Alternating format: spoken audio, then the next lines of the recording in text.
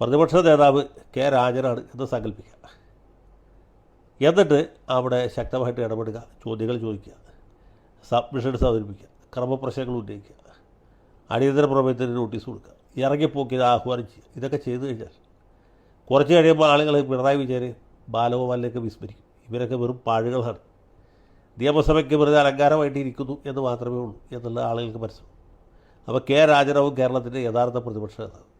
അപ്പോൾ എൻ്റെ അഭിപ്രായത്തിൽ കെ രാജന് ചെയ്യാവുന്ന ഒരു കാര്യം പി എസ് ശ്രീനിവാസൻ്റെ ഒരു പടം ഫ്രെയിം ചെയ്ത് അദ്ദേഹത്തിൻ്റെ വീട്ടിലും ഓഫീസിലും സൂക്ഷിക്കാം.